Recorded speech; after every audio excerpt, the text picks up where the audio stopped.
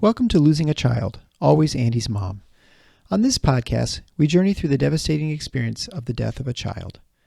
Grief is seldom discussed openly in our culture, and the death of a child makes people feel even more uncomfortable. We approach the topic openly and honestly, speaking to people who have lost loved ones and experts who help care for them. Whether you are a parent experiencing loss or someone who wants to support another going through this tragedy, this podcast strives to offer hope and help.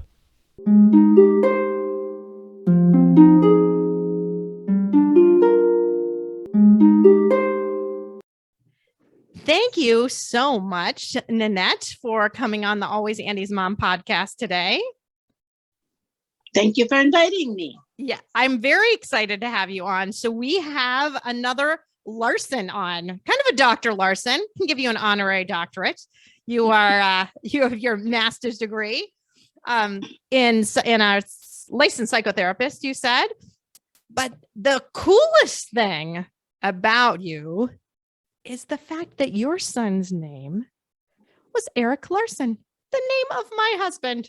I feel like this whole conversation was completely meant to be only because of Erick Larson and Erick Larson. What are the chances of that? And you know, what's funny is that I did not know a lot about Ninette's story. We were introduced by a mutual friend who said, she will be great on your podcast. And we've spoken for 10 minutes before starting recording. And I can tell you, she's going to be great on the podcast. So welcome, Ninette. Thank you so much. So glad to be here. Absolutely. All right. Well, why don't we start out by talking about your little baby, Erick Larson? Well, Erick was my only son, and it was 35 years ago. I never in my life, like most mothers, experienced that kind of love. I'd never, nothing in the world was like it.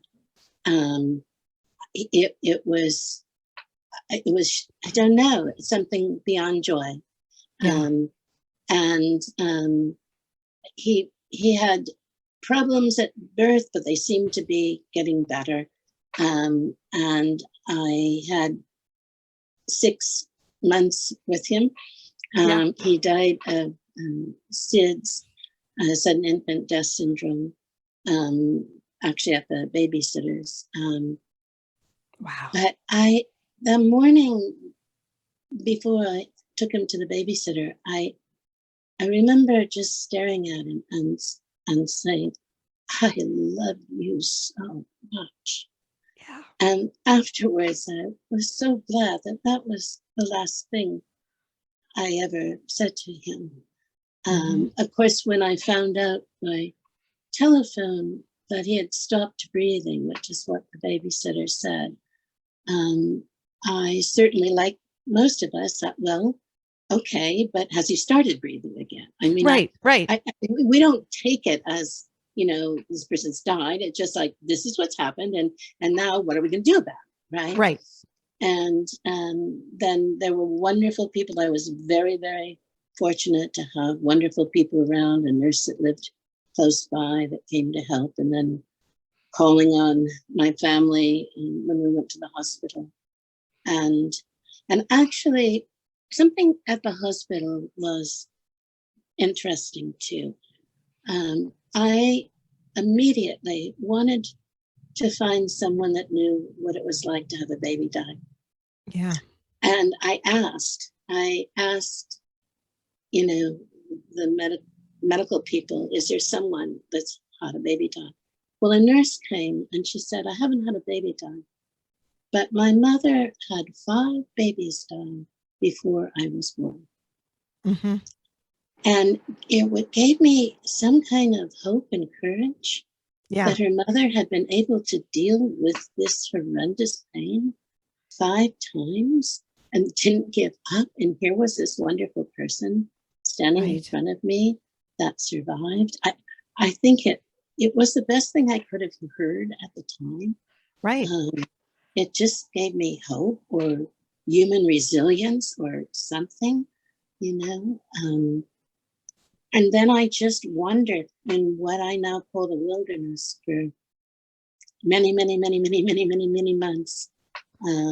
And ended up going back to graduate school because I wanted to. Well, actually, that was another story. I went to a therapist, Right? who wouldn't let me talk therapist. about my son. It's Yeah. crazy. She kept changing the subject. She had young children herself, so it was very scary for her, I'm sure, to listen to me talking about my son dying. And so I just took her to lunch and said, would you tell me how to become a therapist? I mean, if she had been a good therapist that knew about grief, maybe I would never have gone back to graduate school and become a therapist. Isn't that funny? And so but it was just because you know. had someone that was so ill-equipped to handle it that it made you think, okay, maybe I could do this. I could probably do better than her. No, that it just happens. In fact, the woman I went to look at graduate schools, I went with another woman who was also looking at graduate schools. And at some point I talked to her about my son, and she just totally stopped talking for like 10 miles, 15 miles home. I thought, oh, shoot, I shouldn't have brought it up. Right. And then when she got out of the car, she said, well, I've never told anybody this before, but my brother died when I was a child. So what it did was my being able to talk about grief, which is still a very hard thing for people to do because the world out there doesn't understand. It allowed her to finally talk about this grief that has sat in her for like 30 years. Wow. So, you know, the world so needs to talk about grief. It so needs to know about, I mean, it's been my passion ever since. I ended up going to graduate school. I ended up ending up in a place that halfway through my program, they started a grief specialization. I was the first graduate of that program. Oh my goodness. Everything I've done has been like, you know, no, we can't do this, or, you know, and then finally finding in the inner city, getting a job. And the teachers were asking for a grief specialist because so many people had been killed on campus. I mean, and it's horrible in the inner city. I went in the second grade classroom, asked if anybody to raise their hand who'd had someone they loved die, and they all raised their hands. And then I asked them my grief question: do any of you feel like it was your fault that they died? And they all raised their hands. In fact, a little boy, I asked him, well, why do you think it was your fault? And he said, because my cousin was born on my birthday. And in his little mind, there wasn't room for two people to be born on the same day. He didn't have enough life experience to know that there are millions of people and lots of people have the same birthday. And so he thought that his cousin had died because he already had that birthday. And I was able to reality test with him that there were more than 365 people in the world that have, and so the birthdays get shared. But that was one of the most powerful things I ever did, because I think I had like 30 kids stop feeling guilty, so I didn't have to feel it the rest of their life, which becomes all kinds of psychological problems. So anyhow, I went way beyond Erick dying. Erick was very, very sweet, and there's a hole in my heart, and he's always in my little hole. Right. Yeah, it's amazing what, those horrible things that happen can end up turning into something beautiful and productive. It's hard to envision that right away, but it can be a beautiful thing. I mean, obviously I would have never done the podcast. I would have never met the wonderful, amazing people I've met over these last 4 years. Had Andy not died, I'd take him back in a second. Yes. In a second I would. Yes, that's exactly. And give it all up. But, but because I can't, I'm glad I can meet amazing people doing amazing work. Yes. No, same thing. my work has been my passion, and it hasn't stopped being my passion for 35 years. But I would take him in exchange in a heartbeat. Yeah. So you talked about seeing that guilt in all of those kids. Do you feel like that is just something that you see universally? Absolutely universal. I've probably worked with about 1,000 people in grief now, and I have yet to meet someone that doesn't get stuck in some aspect of guilt. Mhm. I call it ooey gooey guilt. It's the stickiest thing. It gets us stuck. It comes in various ways,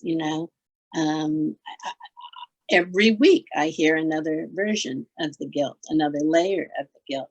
And then when someone finally starts going back in life and getting their energy back and being able to be more than the grieving mom. I mean, I remember when it took me about 4 years to stop my identity being the grieving mom.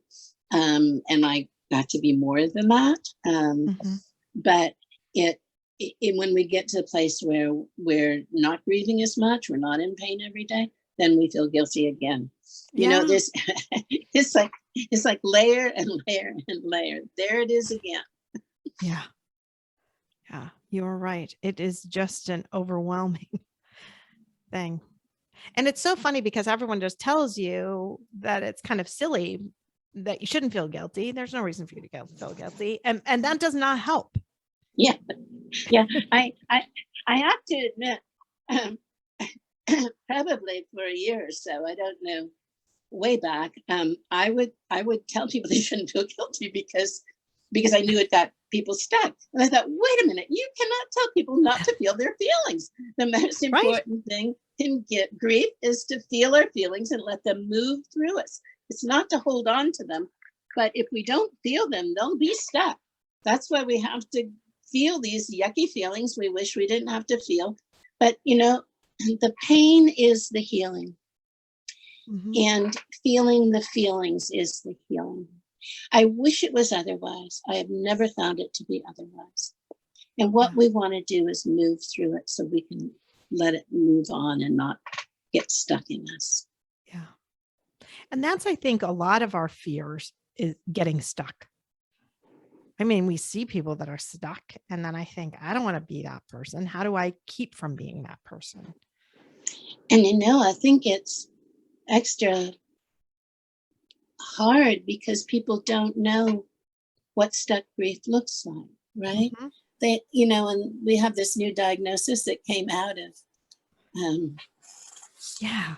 prolonged grief, which Yeah. I have two feelings about. I want to know what your feelings are about it. Actually, I've got some kind of strong feelings about it. Yeah. Oh, my first strong feelings are no.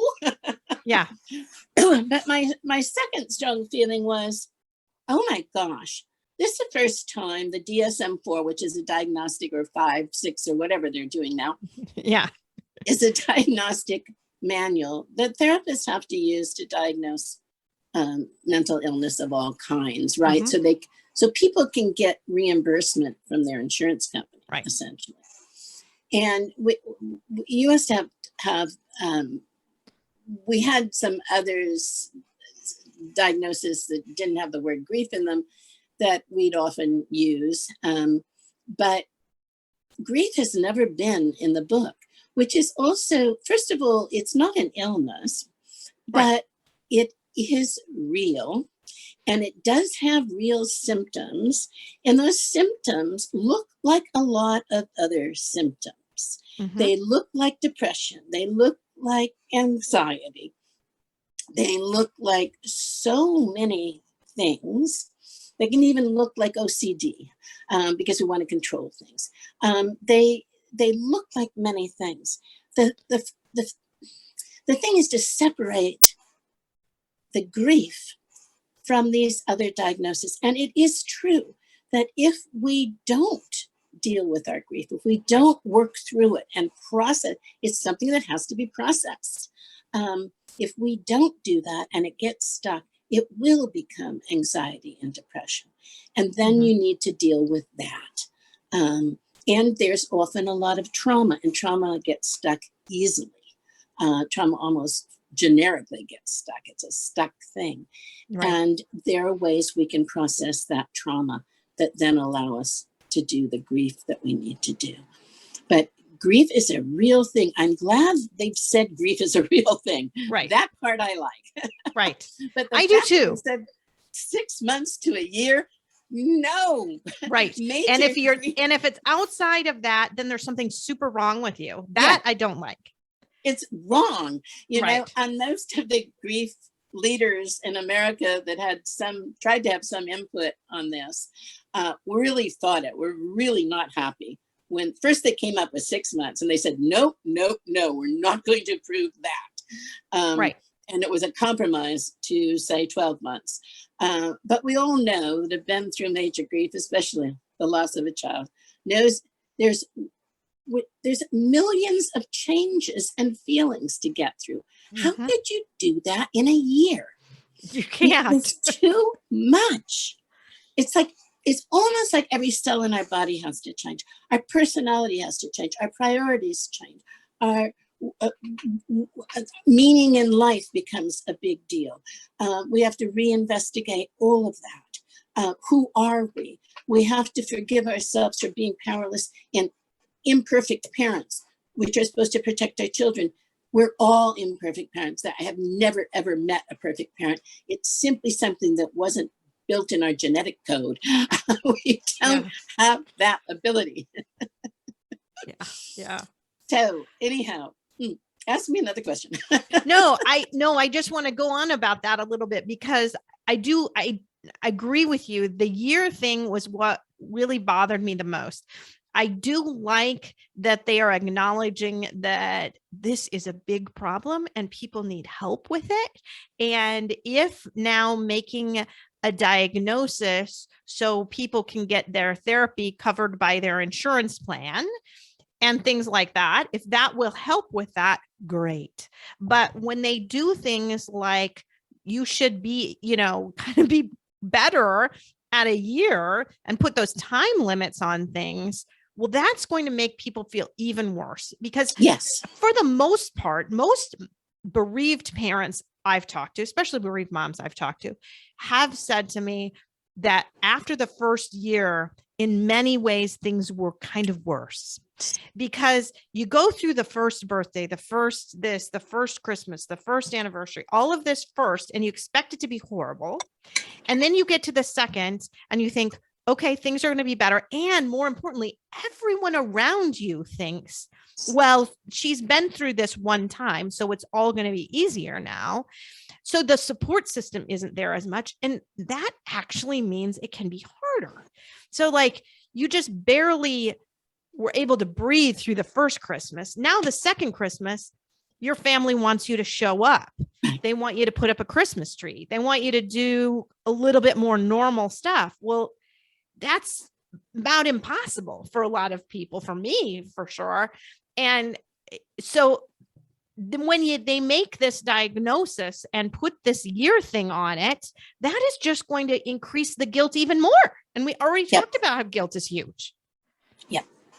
It's why the whole world needs to be educated about healthy grief. Right. This doesn't help the education, because people already, I know, I hate the stages of grief, right? Because it's inaccurate. It was about I hate that too. Dying. It wasn't about grief to begin with, and it's been cemented. It's in tests when you get your degrees, and it's incorrect. There's actually a cycle of grief, and we go through it numerous times, and grief is like a wave. It does all these things, and it's different for everyone, right? We get triggered by different things. We are changing in different ways. If it wasn't so painful, which it is, and there's no way to get around that, it's an exploration. We go into what I call the wilderness from what we call the old normal. And in that wilderness, we have to learn to trust ourselves. there are few guideposts. And when I do therapy with people, it's to help them see those guideposts so they continue on the journey instead of get stuck somewhere and go way off in the wrong direction that doesn't lead them through. But in the wilderness, we don't even know who we are. Right. I mean, that's how profound and deep it is grief in general, but definitely the loss of a child. It makes us question how the world works. Yes. Right. Yeah. And, and that ever-present word, why, that if I could extract it from the vocabulary and throw it in the garbage, I would. But you can't. And it's just there. It's just there. I can't. It's ever present. When I worked with kids, that was their absolute number one question about everything. And as adults, we have the same question, except as adults, we think we should be able to figure out why. Mm-hmm. Right. Right. Because we should have that kind of power. Yeah, exactly. Mm-hmm. And we don't. People get little bits and pieces of why. They get a diagnosis that says, well, this is what the brain was doing, or they get, whatever. But none of it tells us, why did it happen to me? Why did it happen to my child? The world, in many ways, doesn't make that kind of sense. So we end up having to find a new world with a new sense, new meaning. Well, and I'm glad you brought up that trust thing, because that has been huge for me. And I know it's huge for a lot of people, is that when you have a child die, whether it's trust in God or trust in the universe or trust in the way that the world should be, is gone. The trust is gone. Parents are supposed to outlive their children, period. And when it doesn't happen like that, you start to question so much and just not trust anything. Right. And it's funny that it puts itself out in other directions, but it does, right? I don't trust that. I don't trust that for sure that I'm going to be able to go somewhere next week, right? Right. I don't know that. No. I had the most horrible thing happen just on our way to a baseball game. We get in a car accident, my son's killed. I can't promise you I'm going to be somewhere next week because I could just die. And when you've had that happen to you, that trust that things are going to work out is just gone. We have to find a way to live with not knowing. Yeah. Yes. And that's a huge challenge for human beings. Mm-hmm. Grief does, it's so powerful. It brings out truth. We don't take bull anymore. We just don't take bull anymore. No, we right? don't. Which is wonderful, actually. And we do a lot of, well, how does the world work and why does it work this way? And with those questions that can't be answered, how can I live with not knowing, right? Because that becomes a really big question. What can I do that helps me live with not knowing? Mm-hmm. Years after my son died, I got cancer twice. And then recently, of course, there's been COVID, the great unknown, continuing to be great unknown. And by the way, old grief that hasn't been processed gets, I call it the grief closet. We stuff it in the closet if we can't deal with it. Then the closet opens up with every new grief. We try to stuff new grief in there, and it all falls out on top of us. So we're not only dealing with the new trauma or grief, we're dealing with the old stuff as well. It's funny that you brought that up, because it was just in the last few weeks, I was talking with my therapist, and my therapist said, I just want to talk to you about what we want to do now, because I think there's a lot of messiness back from when your mom died that you never really cleaned up. She said, I think maybe we need to start there and clean a little bit of that up, because we'd been working a lot on Andy. But I lost my mom when I was young. I was in college and she died of cancer. And she's right. I mean, there was a lot of messiness there that was never cleaned up. I wasn't in a real healthy grieving family at that time. You didn't have support, right? No, you just didn't talk about it. Right. You just did not talk about it. So I just had all of those years of not talking about it. And so then when Andy did die, I really thought I was much more prepared than Erick, because I've been through this before. But it turns out I didn't do it well the first time. You didn't have a chance to do it. It got mostly stuffed in the closet. It got mostly stuffed. Like, I was in college and my dad got pretty quickly remarried, and we didn't talk about my mom. Yeah. There are a few people I can talk to my mom about, but a lot I can't. And that's not healthy, not great. And it turns out it's not helped me now. So things are not even talking messier about things because there are a variety of reasons, because the person that you're trying to talk to is afraid to handle it. Right. Or afraid to upset you or whatever. And as a young adult, see, the developmental stages make a real difference in terms of our grief and the processing of our grief. And in fact, each new developmental stage, we have to reprocess it. Mm-hmm. And so as a teenager, you're pulling away from the family. That's your job, right? You go to college, you start your own life. And there's this sort of loyalty thing that comes up, or this, abandonment thing that can come up just naturally. Right. Or the disconnect. I'm not part of that family actively right now, but oh my God, I love her and miss her. So, and it not being acknowledged, right? Nobody's, in fact, your father not acknowledging it. I'll just replace it. I'll find someone else. Right. Right. I mean, he just didn't know how to do it. I mean, I'm not exactly. It's judging him on it. It's just bad people. Exactly. They just don't know. Yeah. They just don't know. Yeah, but it was, I was glad my therapist did that, because she's probably been thinking it for a while. Let's just be honest. Well, there's a finally to be able to go, so what are you thinking you want to do right now? Because I'm thinking there's a lot that we need to kind of work through that's old. And she's 100% right.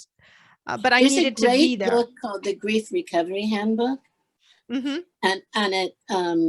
And it's still in print. It's been in print for 25 years. I guess they also do workshops or something, but it talks about making a loss history graph, which would be a great thing to do. So you graph out all the years of your life and the major losses and the significance of those losses. And the two writers go through their own as example in doing it. And it has basic information about grief and then how to go through this process, because it really gets you to have a chance to honor those losses that kind of got shoved away. Or, oh my gosh, that's why things were so hard at that time, because, all this stuff happened and etc. So it's a great, great book. You said something earlier before we started recording that I really want you to say again. And that was when you talked about the uniqueness of child loss and the feelings that parents have, really kind of a responsibility and things like that. So I'd love for you to tell the audience kind of what you had said earlier. Thank you for asking. After working with about 1,000 people with all different kinds of losses, child loss, it's not only because I had a child loss, but it's a unique thing. We, especially the mother, it probably is so for the father, but it's different. We haven't studied it enough. These beings are part of our life, part of our body. I mean, that's huge. There is something organic that simply exists there. And on top of that, all parents have two main goals: love and protect their children. Everything else is secondary.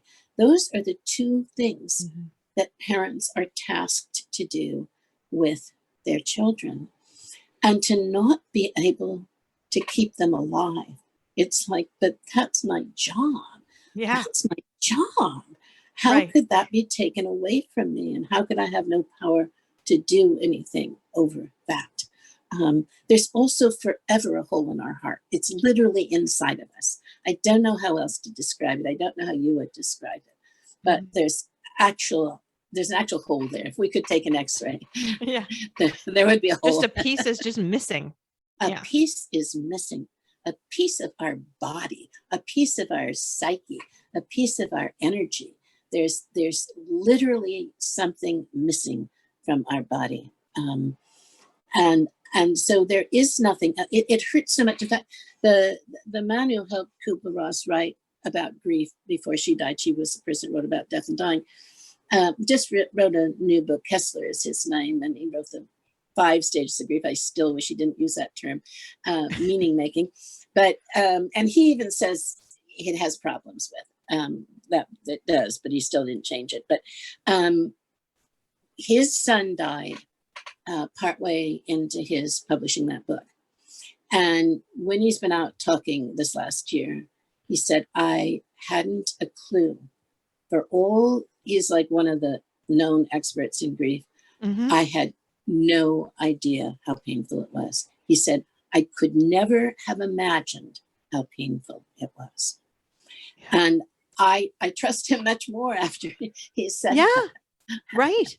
You know, he now knows. You know, some of my clients come to see me because they know I know. You know, there really isn't any way to know unless somebody's been through it. And I don't want anybody to have to know. No. You know, but it is unique in that way, you know. It's funny. I was in a book group with bereaved women. So there were some widows and more bereaved moms, actually, but bereaved moms and then a few widows. And we were reading a book that was written by someone sort of local in the Michigan area and about grief and death. And we got halfway through and we quit. We just could not read it anymore because you could very much tell that the person that wrote the book had never been bereaved. They were writing about going to Africa and working with kids who had lost their parents and whatever. And they would say stuff and like, that's just not right. That's just not right. That is somebody looking from the outside and not seeing what it really feels like. And when we had, you know, this group of bereaved women, we would go, you know, chapter by chapter. And then finally we hit, I can't remember which chapter. I'm like, you know what? We're done. We are done with this book. And we did not read anymore. I think I threw it in the trash because I don't know. You need someone that really, really understands, and you can tell when they don't. Yes. And your radar is precise. You know, that's why trusting yourself is so important, right? We don't take bull. We've been at the bottom. We know what it looks like down there. And some, you know, cute little blah, blah, blah that's going to, you know, work. Just, it's like, no, you don't know. Because it was a book on like how to fix yourself. You know, I can't remember because now it's been a few years. But the other thing that was good is that we did it as a group. And so I would have these things and be like, that just doesn't seem right. You know, and I'd kind of circle it and then we talk about it. And then we're all realizing, yeah, that doesn't seem right because that isn't right. But when you're reading it just yourself, you could start to think, oh, I guess I messed up. Yes. I mean, she published a book. Yes. So she clearly knows, I don't know, there's something wrong with me. So it was nice to do it in community to be able to kind of call them out on like, yeah, that's just not right. It is so important, even though we're in the wilderness and we don't know. It's okay to not know, but to keep trusting ourselves. What feels right? What makes me, we know what feels right. Our body tells us what feels right. Yeah. We need to trust that above anything else, you know, and there, you know, our bull barometer. I can't say the words together, but barometer, our bull barometer, that's very hard to say. There you go. Yeah, that's hard to say. I'm not even going to try to repeat it. Needs to be up there, right? Right. And, yes, we do, because we get so much misinformation from the outside world. We get so much, including this new diagnosis, Yeah. it right. has the time frame wrong. It has some of the symptoms right, but it tells you there's something wrong with you. And people in grief, I shouldn't be depressed. I shouldn't, that word shouldn't also needs to be thrown in the garbage can. Yeah. That's what Gwen, who always comes on my show, she always says, do not should yourself. Don't should yourself. Yes, it is. We're dumping on ourselves. Yeah, you have to take that word out of your vocabulary. I tell kids that. So I'm a pediatrician, so I see lots of adolescents with anxiety, depression, and they all tell me how they should be feeling. And I always tell them, I do not care how you should be feeling. I care about how you are feeling. How do you feel? Yes. Yes. It does not matter to me one bit how you should be feeling. Maybe just throw that word away. So, and that's what I think all grieving people need to throw that word away. It doesn't matter. It doesn't matter. Yes. We need to honor our feelings. We need to honor, and like you say, community helps. Hearing what other people, how did they deal with this? What was their depression like? What was their anxiety like? What was their healing like? What did they do? What little rituals they did that made them feel more connected, right? And you think people also think that we're disconnected forever from our loved ones, but that's not true. We have that. We don't have the physical one, and there's enormous grief about that. They won't be here again, and that is tremendous pain. But we can talk to them anytime. That's true. I've got to kind of remember that sometimes, actually. Oh, and it doesn't matter where I go. I can do it anywhere, right? Yeah. Because we know more than these people that tell us what we should be doing now. Yeah, I know. But it's hard. It's hard when you are feeling judged and feeling other people's really that judgment. I think it's difficult. Really, really hard. And since it's a new thing for most people, it's like we don't know yet. So it's like, is what they're saying right? They're telling me that's what, and so we try to look to them for answers and don't trust ourselves so much when we're new in it. And so it makes it even more difficult, right? Like the old sayings of don't talk about it. Well, that's the worst thing we can do about grief. If other people won't listen, write it down, write a journal and listen to yourself with what you write. Well, and I think that's one thing I love about doing the podcast is I love being able to talk about these things and then know that people want to listen, right? I can't go and have these conversations with people at work because in general, they don't want to hear it. Right. So I don't talk about this there, but with you, with other guests I have on, with just the listeners, they want to hear it. And I want to talk about it. And it's beautiful to be able to do that in a good way, right? And not feel like, gosh, I just can't talk about Andy because that's going to make everybody feel uncomfortable and feel weird and whatever. Exactly. It's healing. It's so healing. The truth is healing. It's probably the most healing thing in the world, but that community and sharing is outrageously healing as well. You said you were a pediatrician, and the medical community has a really hard time because there's this overlay of guilt when someone dies, and dealing with it. That they really need a whole year of medical school devoted to grief. I remember doing doctor's rounds once, and It was so flattering. And talking about even, is it okay to cry if a client dies, or a patient dies? And one doctor had to go out to help a C-section for a client. And he came back before the end of the talk because he said, I wanted to come back. I wanted to come back and get more information. It was like, such a great honor for him to, quickly come back after the C-section, make sure he heard more about grief, or the sound technician at a presentation I did. After he was just there to do the sound. Afterwards, he came up to me and he said, oh my gosh, things about my divorce or things about the war finally make sense to me. Oh. I mean, it's those kinds of things that just fuel my love of educating people about healthy grief, So recently, I got a little card from the therapist that used to saw Andy years ago when he was in like second grade. He had pretty bad anxiety and he was diagnosed with ADHD. And so we had him in some therapy, and he would even be like afraid to go down in the basement because his anxiety would get so high. And so they did some play therapy. They actually did some EMDR to help him be able to go in the basement. It was a lovely therapist. She was very, very nice.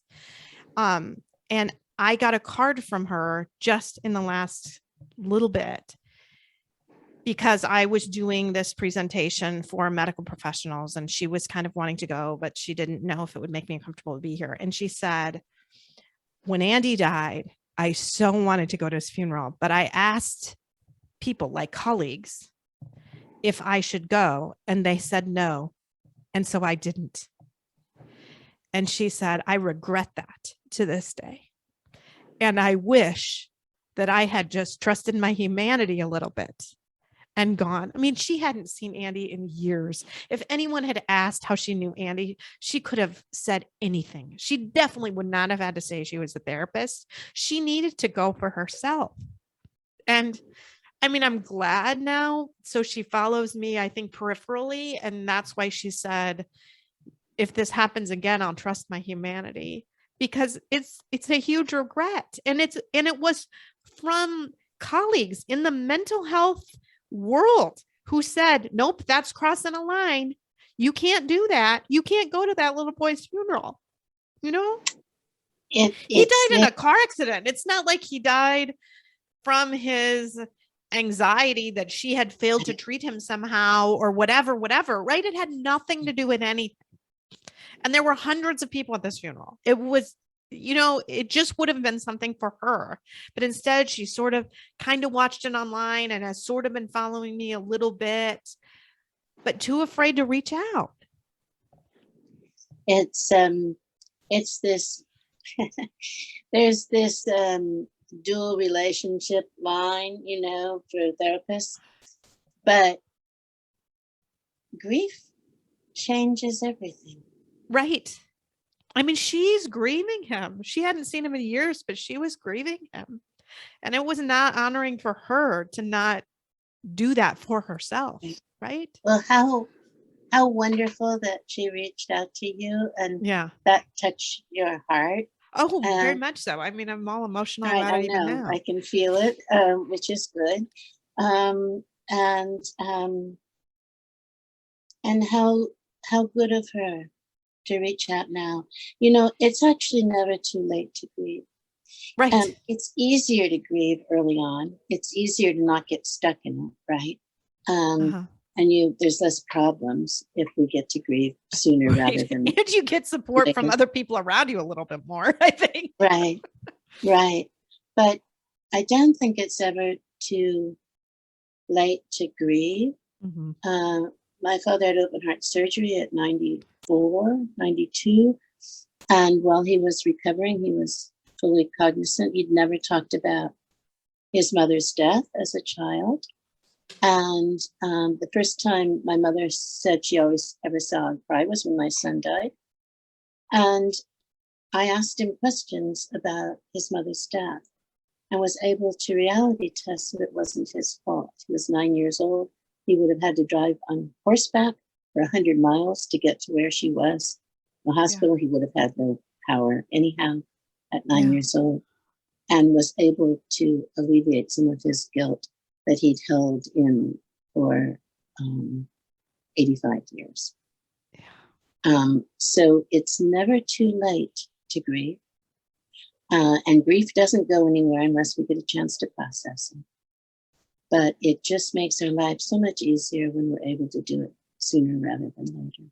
By sooner, I don't mean, right away, because sometimes we can't grieve at all in the first few months. We're just surviving. Right. You just survive. Yeah. Yeah. But usually people are able to start working on their grief at 6 months or a year. It's so funny. Yes. It's like, it goes back to that stupid thing on saying that you're supposed to be done in 6 months to a year, when that's really the time when you can finally start. Yes. Or when people say closure, right? Yeah. Closure is a real thing. It's what happens right before you begin to grieve. It's not the end of grief. It's the beginning of grief. When we have closure and find out who killed our son, or, find out that he really died, or whatever it is, that's when we can start grieving. That is not the end of grief. It is the beginning of grief. So true. So true. We had our court for the woman who hit us about 10 and a half months after the accident. I felt like after that day, I could start grieving. Yes, exactly. And I've got a friend of mine who is waiting court now, and it's been over a year since her son died, and the court is coming up soon. And I keep thinking in my mind, I'm so glad we're going to have this closure, and you can put this person in prison, Right. and now she'll be able to start. Yeah, that's exactly right. Exactly. And I don't think the average person thinks that. I think the average person, probably friends of ours, because, we're in some of the same circles, so we have some of the same friends. I think they will think, oh, once this is done, she can kind of move on. But now she's been really very stuck, I think, unable to start grieving until this part is done. Yep. And when this part is done, now the work starts. Yep. That's exactly right.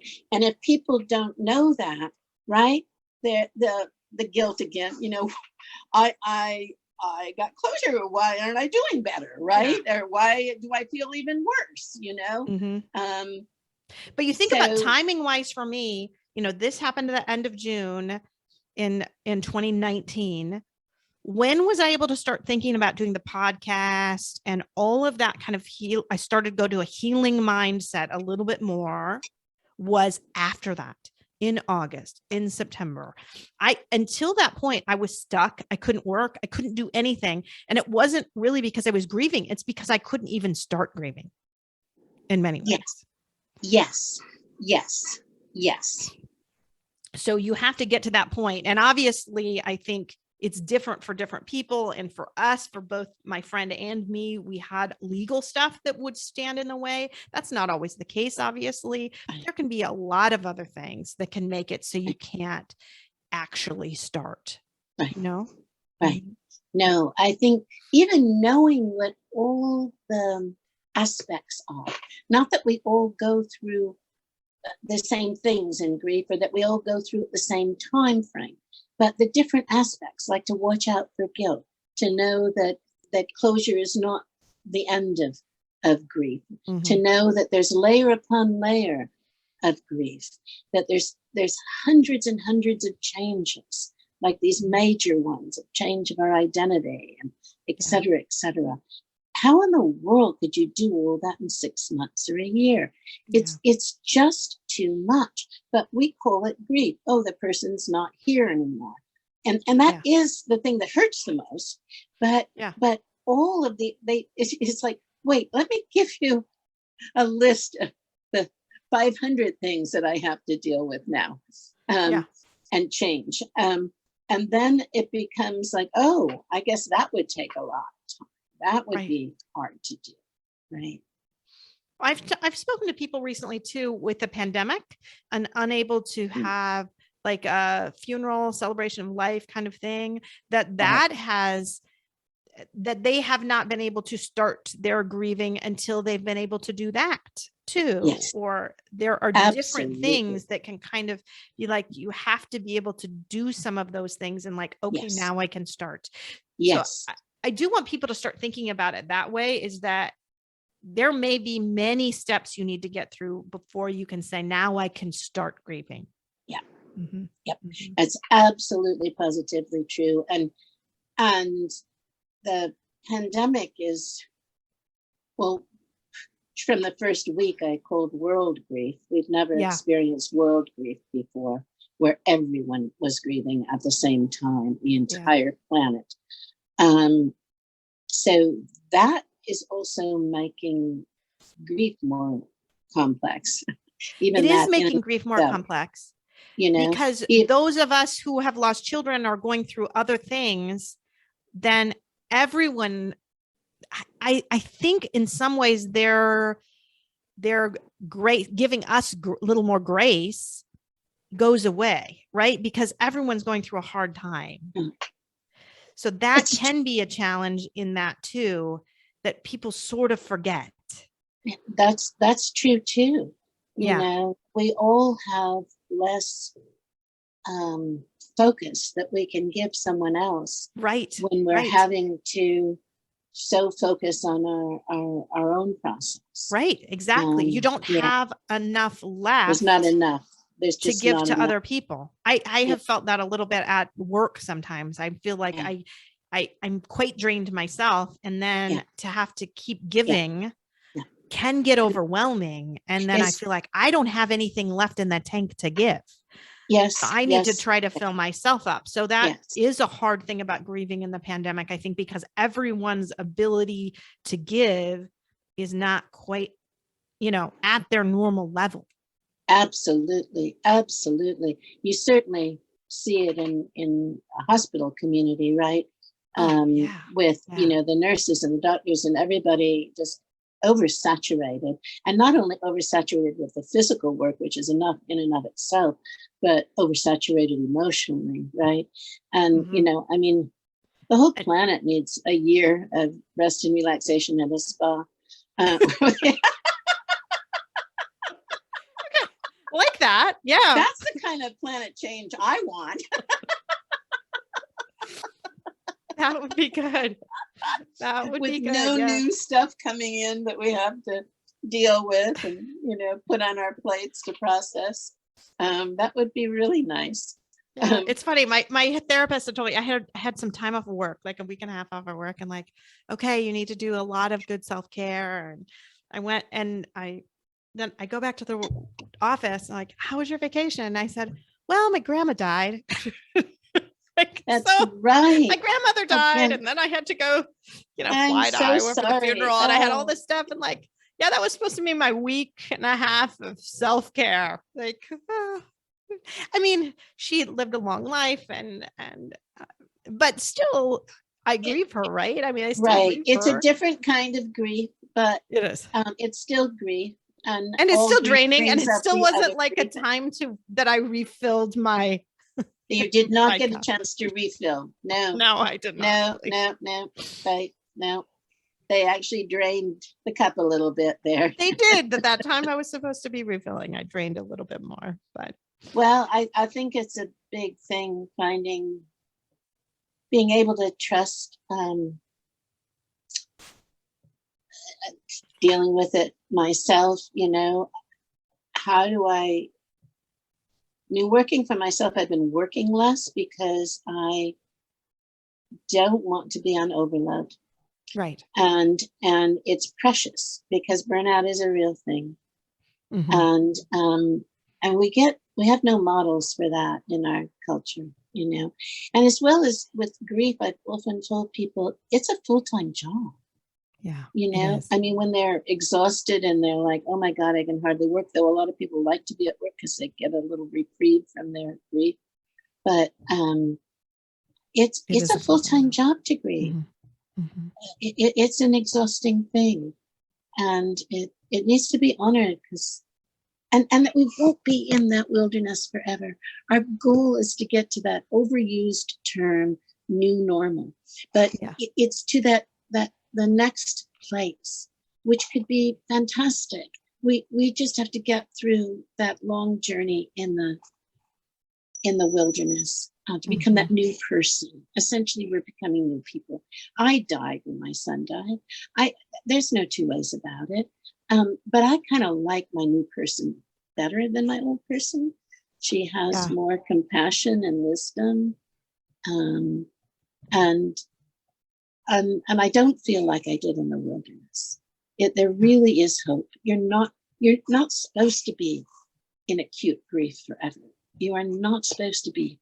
And it doesn't mean you don't love your child if you don't get stuck there, because that happens to people too. You know, I would be in that kind of pain. If I'm not, then I don't love them. That is not true. They would not want that, guaranteed. So, but it's a long journey, you know.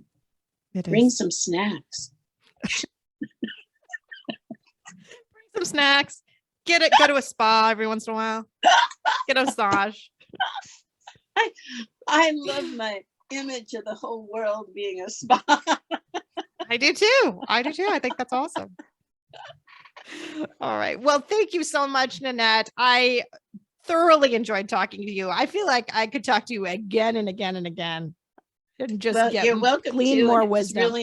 Really nice talking with you too. I can see now why my friend said you have to have her on. She's 100% How right. Sweet. How sweet. Well, nothing like another Larson, you know? I know. I should have you on again just for that. All right. Thank you so much. Take care. Yes. Thank you for having me. Bye-bye. Bye-bye.